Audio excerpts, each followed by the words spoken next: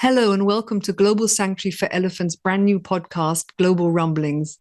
Global Sanctuary for Elephants, or GSE for short, is a non-profit organization with a mission to create vast safe spaces for captive elephants where they are able to heal physically and emotionally, often from very traumatic pasts.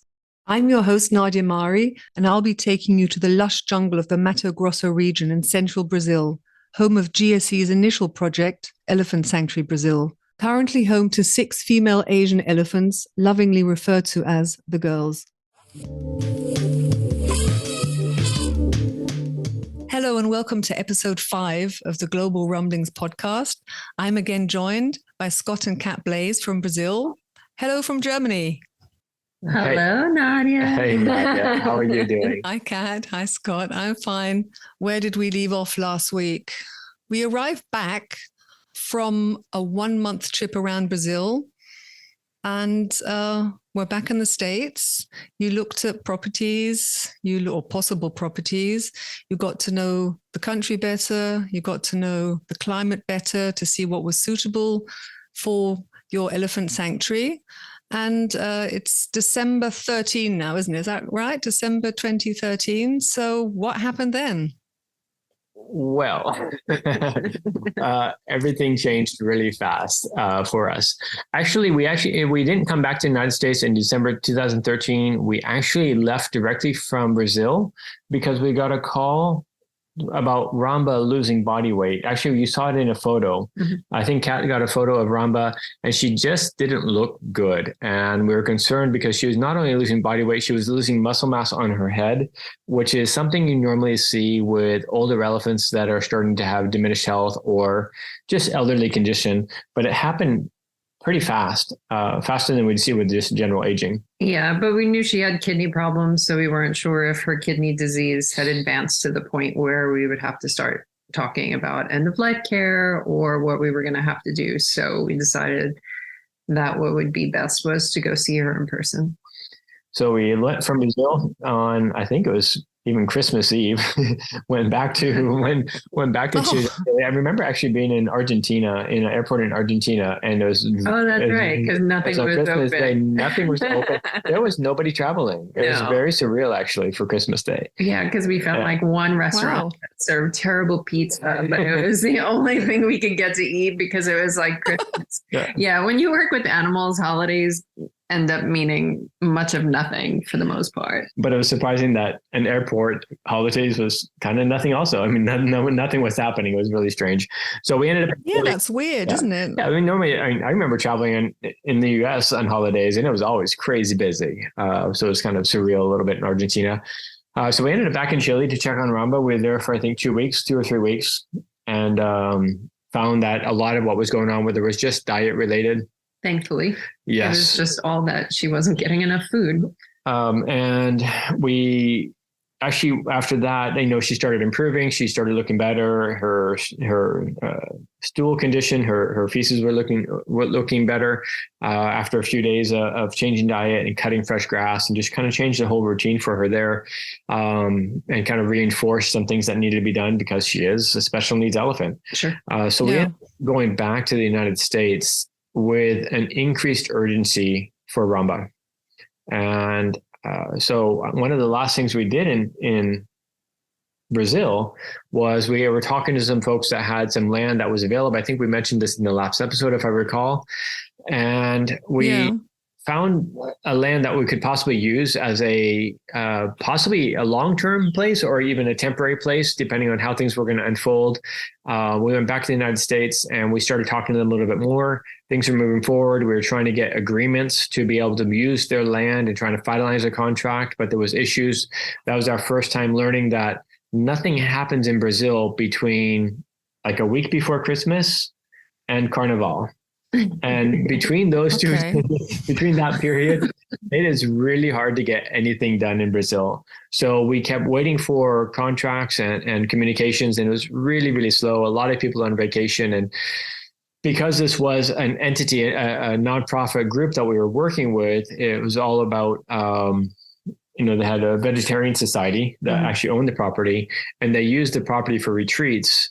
And after how many conversations when we were in Brazil with people that spoke English, part of the association, and with people that, with a translator, and with primary people from Elephant Sanctuary Brazil, talking in Portuguese to people from the organization, we have no idea how it just didn't register. But finally, in our conversations, maybe right around Carnival, middle of February, beginning of March, they finally wrote a letter and realized that once elephants have access to the property, they can't go on hikes in the middle of elephant habitat. It is. Oh, I remember. Yeah, you said that they thought they had this sort of, I think we touched upon that very briefly, and they had this, I'll say, sort of romantic notions of their retreat guests wandering amongst elephants. And yeah, so I can remember if we talked about that or not. Sharing space. Exactly. So that was part of our trip back in the United States, is realizing that wasn't going to work. In the meantime, things started rolling forward, different contacts. People were really enthusiastic about our time that was there. And that's when we realized we have to start putting places in place to actually move to Brazil. And by end of June, 2014, we were ready to move back. I like that you look at me. It's all a blur. It is a blur. It's so much better than mine. Not for dates. It's always better. It's always better looking back, isn't it? It's always better looking back, like in school. School was a great time, but when you're actually there, I don't know. I mean, I made the mistake. I will admit that I thought that in Brazil you speak Spanish, but you don't. You speak Portuguese. So obviously, if you say you decided to move to Brazil, you're not only changing country, you're changing culture, but you're also changing a language. So, I mean, that's a huge step. It was a huge step, but again, going back to Ramba, that was our motivation. We have to make something work for Ramba. We had no idea how much time she had, and little did we know at that point how long it would actually take. But we moved here with a lot of optimism, and we were selling everything at home. Had a nice yard sale and said, moving to Brazil, everything must go. And people thought we were nuts for moving to Brazil until they heard what the purpose was, and people really embraced it. It was a small town, and people really supported the idea of trying to do something for elephants in South America. And even folks here in Brazil were super enthusiastic, and a lot of pieces were in motion. And by the time June rolled around and we decided we were actually moving there and sold everything, and we arrived here with the promise of land, money, and a car. The money land as well. Money as well. Yeah, actually. It was supposed to be about $100,000. The exchange rate was a little bit different at that point, but it was equivalent to $100,000 US dollars. And then we had, which for a nonprofit that's just starting out of nowhere, that is a nice amount of money. Yeah, and a land of almost the same size as what we end up having now, but 1,000 hectares was going to be donated. And then we had the city who was going to give us a car. So we were like, hey, great, we can actually make this happen. We already have talked to the authorities who are super enthusiastic about helping to push permits forward. And so we had this beautiful vision and dream in front of us. Arrived here. We arrived here June 24th, 2014. Late in the evening, spent the night, actually went to a small animal welfare, animal rehab clinic, animal rehab facility, a small sanctuary. So you remember this all much better than I do. Where we were going to be meeting with some of our team members, but they also had a couple of acres that we might be able to use for Ramba as well. They had about 10 acres that we might be able to use. So we started there. And that's when the primary person from Elephant Sanctuary Brazil met up with us and told us on June 25th, sorry, the money's not here. We don't have the money, and I don't know that it's going to be available. We have no idea when it's going to be available. So wishing that we would have known that 24 hours earlier. However, also with that strong drive that Ramba's waiting, and we still have land, and we have a car. And a place to stay. And a place to stay. That's right. The city was going to give us a place to stay. And then this is when life got really interesting.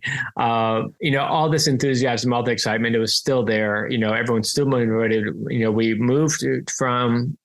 left Sao Paulo, which is where this small sanctuary was, animal rehab and wildlife sanctuary was. We went from there to Mato Grosso, the state we live in now, of course. But the property that was going to be donated was actually in the neighboring state, in the state of Pará, which is basically the Amazon. So the city closest to it is actually in Mato Grosso. So the city and the mayor of the city really loved the project. The mayor of the city was friends with somebody that the president of Elephant Sanctuary Brazil knew, and he had this contact. And the city mayor had some people that she knew that had land. She talked to somebody, said, "Hey, yeah, I'll be happy to donate my land to this. 1,000 hectares. I have it in Pará. It's not being used. It's perfect. It has water, it has trees, it has some pasture. Ideal." And the city was going to let us use a house in the city. Moved to the city in north of Mato Grosso. On the car ride there, we nearly got in a head-on collision. We are on a 2-lane road going from Sinop, Mato Grosso until Guarantá do Norte, which is the city that we're going to be living in, Guarantá do Norte. And on the car ride there, we actually had to swerve off the road to avoid a oncoming traffic who was trying to pass several trucks. At the same time, that person was off the road and just barely missed a head-on collision. And then we arrived to Guarantá late in the afternoon, late in the evening. Actually, we were very grateful that Peter Granley, who is from Elephant Voices on the board of directors of Global Sanctuary for Elephants, and a huge reason why Elephant Sanctuary Brazil was being formed, he joined us for this first trip also for our arrival, met us up in Sinop at the airport, and then had a bit of a delay because of the near head-on collision. A little bit of damage to the vehicle, but we were able to carry on. Made it to Guarantá later that evening. When you say Elephant Sanctuary Brazil, but you haven't actually founded Elephant Sanctuary Brazil yet. It was in the works. Yeah, the formation of the organization was in the works. And the way that was, I think we introduced before, if I recall, which was Elephant Voices got involved here in South America. So during this time, we're actually doing the paperwork of to legalize the association Elephant Sanctuary Brazil. Okay, got it. Right. So we arrive, and now, of course, as we said, money, car, property, a place to live, and we had no money. That was announced. So we get there, and there's a place for us to stay. There was supposed to be furniture there, and it's just not what we expected. We arrived to... In our defense, our standards are not, we're low maintenance. It's not like, it just... We've spent weeks and months sleeping on bales of hay to take care of sick elephants. We're pretty easygoing. Sort of but maybe a toilet and sort of some form of running water and a mattress. Yeah, there was running water, there was a toilet, there was a shower. Okay. There was a shower, and there are 2 foam mattresses, actually 4 foam mattresses. Mm-hmm. When you put all 4 of them on top of one another and sit down on them, your butt still hits the floor. No. And then there was the issue of they had gone in and done a external cleaning, but they actually didn't open up the bathroom cabinets, which were an inch of mouse dung, maybe mouse and rat dung. It was a little rough. So we actually spent most of that first night scrubbing and cleaning and cleaning and scrubbing and scrubbing and cleaning. But it was a place to live. So they had left cleaning stuff there? Yeah, they did. It was a place to live. It was free. The city's still supportive. Everyone's still super enthusiastic. And we get to look at the new property tomorrow. Yeah, we had a fan. We had mattresses. I mean, it was definitely doable, but we were starting to wonder how smart of a decision it was after losing the money, almost getting in a huge car wreck, and then showing up and finding out this is where we were going to be living. But, again, still have the motivation of Ramba and all the elephants in need. So trying to stay positive, enthusiastic. And we're like, it's okay. We'll go see the property. It'll be great. It's all good. we could get to go visit the Amazon forest, basically. Well, it's right below. It's in a transition zone, and depending on where you are, and it's very diverse. It goes from more savanna to forested areas, and it depends on the property, and it varies quickly. So we go to look at the property, and we have somebody driving the car who's from Brazil. I think someone from the city actually was with us, and we go to look at the property, and it's definitely not your normal roads, as we already saw in Tocantins. We talked about the one property where you drive off the main road onto what looks like tire tracks going through a field, and somehow that's a road to the property. It was a little bit rough getting in there, but we then explored the property all day. I know that happened. I forgot on the way there is the first time we crossed the state line. Yeah. Oh goodness. So we crossed the state line, and at the state line, there's security, police security, and the security guard, the police is actually insinuating that we have to pay to enter. And the guy who was with us, our driver, was actually from the city, not too far away. He said, "No, I work for the city. We're not going to play this game." And he said, "Okay, carry on your way." So we knew very, very little Portuguese at that point, but you could tell something was askew. When we talked about it later, it came up that he was asking for a bribe, or he will find something wrong with your vehicle and, fine you or arrest you. Oh, I see. Okay. And So there aren't any interstate controls otherwise in Brazil. It was just There are state controls, but they take advantage of being in the middle of nowhere, and it's not always. Oh, I see. Yet, especially up there. This is a town, Guarantá do Norte.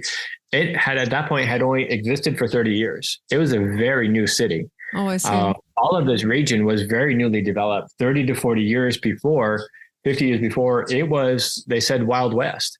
It was a lot of gold mining, a lot of the Wild West. It was very, very.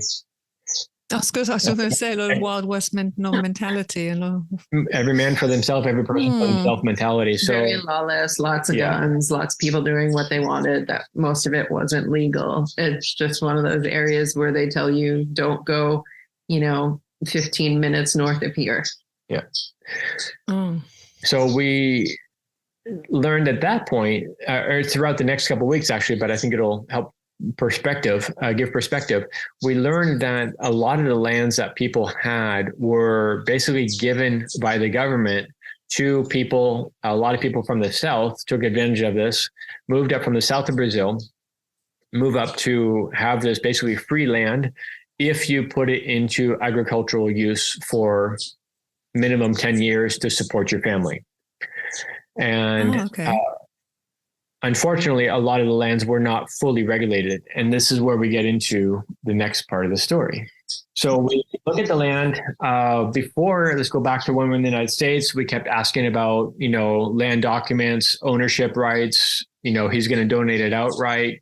Asking it just a ton of questions about the land, access, safety, security. There's no water. There's no electric. No running water. There's no electric. There's a spring on the property, but that's most of the rural properties in Brazil don't have any sort of running water. You either dig a well, which is actually even rare up there. You just use the springs because there's an abundance of springs, freshwater springs all over this region, all over Mato Grosso. So we start digging. We look at the land. It's okay. It's not perfect by any means, but it's workable. And the soil's not great. So we ended up having meetings with some folks from the city. I think Petter was there at the time too. It was right after that because we were questioning about the strength of the soil and the fertility of the soil. And they started talking about, we had several agronomists and folks from the agricultural sector that met with us and said, no, this is fine. This is no big deal. This is all you have to do. Step 1, step 2, step 3, piece of cake, your land will start growing more grass in a heartbeat. Of course, all of this is being translated to us. Looking back at it now, realizing how much wasn't fully translated or how much they didn't divulge of what it really means. Hey, step 1, step 2, step 12, step 257, and maybe at the end you'll have grass is what they actually meant. What was growing there at the time then? It was forest. Oh, I see. It was fragile forest. It wasn't really hardy compared to much of the area that we had seen. And realizing now, I know that's part of the motivation for him to donate, I think, is just he realized he wasn't going to be able to do much for it with agriculture purposes. Yeah, I mean, it wasn't like Amazon. It wasn't thick forest, but it was a lot of, I mean, it just wasn't healthy soil, a lot of spindly trees, a lot of wispy grass. There just wasn't, that much that was really taking hold there at that point. Okay. But then again, you say, oh, hey, free land, and let's find folks that can help us improve it, over the years to make it better for the elephants. And then we started digging into a few other things on that property over the coming days. We started understanding more what this land use actually means and started talking to more people. And realized that there's actually a lot of restrictions on the land. It's, the part of the agreement for the government to let you use it is you can't transfer it to anybody else. And you have to show an agricultural benefit. You actually have to show a profit off of the land in order for it to be, in order for you to maintain the ownership of that. So we started understanding more what those parameters are. And the more we dug into it and the more we asked very specific questions is when we started to learn this isn't going to work. This donated land is really not an option. So no land, no money. Oh, we found out we were going to have no car either. I think that came a little bit after still. I think it was in a couple of weeks because at this point they were still saying it's going to take about 3 months to get you a car, but we'll be able to get that for you. So we still had some. Yeah, but we had no car in the process. No car in the process. So we had to rely on whoever. But with no property, we weren't exactly going anywhere. The reason for the car was to be able to go back and forth between the city and that property to be able to develop the property or start development of the property and start scoping things out and see where we're going to put our army tent, which is what we were going to be staying in initially, because there are no structures on this property at all. Just going back a bit on what you said regarding using the land, you could have it for free if you use it agriculturally. Would that at the time then have been a no-go for the sanctuary? Because, I mean, obviously you're not using the land agriculturally when you've retired elephants there. Or was that just for that property? It was all the properties that were under that type of government donated or government provided land. And the big factor there is the owner cannot change ownership. Yeah. He cannot pass that on. He can't donate it. It would have to stay in his name. And by staying in his name, we have no safety. And not only that, even if we could use part of it for agriculture, even if we could find a way to, and we had talked about it with, bananas and other things that we could possibly grow. We had talked about options that could be used because, again, it's free land. But this is, you have to remember, this is not a 24-hour conversation. This is over probably 2 or 3 week time that we started to put all these pieces together and started, again, reading between the lines of what the restrictions really were. So with him not being able to sell it or being able to donate it, it needed to stay in his property and having to have agricultural purpose that he had to show the profit for because it was in his name. It was just getting too muddy. This has just way too many red flags. I mean, the reality is, in order to put elephants there, you build fences that cost $1 million. You can't make that sort of investment without the security of knowing that all of these things could possibly fall through. I mean, it was just, it's not like a dog shelter, it's not just a building with stuff inside. We were talking about, acres of fencing that costs a whole lot of money and big barns. And then of course, transporting elephants, which is a whole other thing. And you just can't, that sort of wiggle room just isn't an option. I mean, it has to be your property. You can't have that financial risk on a property that doesn't belong to you, which legally wouldn't even be allowed to be given to you. So, so we've got no car. We've got a sort of a very uncomfortable mattress to stay on. But we have a mattress and we have a roof overhead. We've got no money. We've got no land. We skipped the moving part because I said I don't like moving. So what did you actually have with you? So would this have been the time that you were saying, okay, this is not going to work? We've sold our house and everything and our stuff in the US. We're going to move back? Oh, no. where there was still a lot of promising things. We still had a city mayor who really wanted to help the project. We still had some support for the government. We still had elephants in need that needed an option. And we were in an area that was promising climatically. Manu is beautiful, and there was a lot of lands available that were relatively cheap also. So there were still a lot of elements that were promising. I think we've mentioned it before. It's a really hard thing to walk away from. Yeah. We just visited Ramba fairly recently. We know that in general, health-wise, she already had issues, but the scenario that she was living in made everything so much worse. And that there always was that possibility that, she could pass away due to lack of care in some respects. And it's just, I think at this point, we kind of laughed. We were still in the laughing stage. And it was a little entertaining that in such a short time period, how much had fallen through. And of course, we didn't really speak Portuguese. So we found some new best friends that were English teachers who we actually love to this day and still talk to. They're actually teaching some of our caregivers how to speak English, which is very, very nice. But yeah, at this point, we were still okay. We still thought we can make this happen. There's enough positive surrounding everything that we'll keep pushing forward and we'll figure out how to make this happen. Okay, then we'll talk about that then in our next episode. So thank you very much for your time today. Thank you, Nadia. Yeah, this episode was not the light and fluffy one. All hope and excitement in the beginning, and less than what are we? 20 minutes later, a little different scenario. But you're still laughing. I mean, we're laughing as well because we had a few technical problems between Germany and Brazil today, internet-wise. So I hope our wonderful producer Amy can sort all that out. Yeah, thank you to all our listeners, and we'll catch up then in 2 weeks' time. Yeah, we'll be continue traveling around Brazil with you, looking for suitable properties, hopefully finding money and having a car. Till then, take care. Thank you, Nadia. And we look forward to talking to you in a couple more weeks. Yeah. Okay. Bye. Bye-bye. Bye. Okay, listeners, do send us an email at podcast@globalelephants.org. We look forward to hearing from you. Take care and catch up in 2 weeks' time.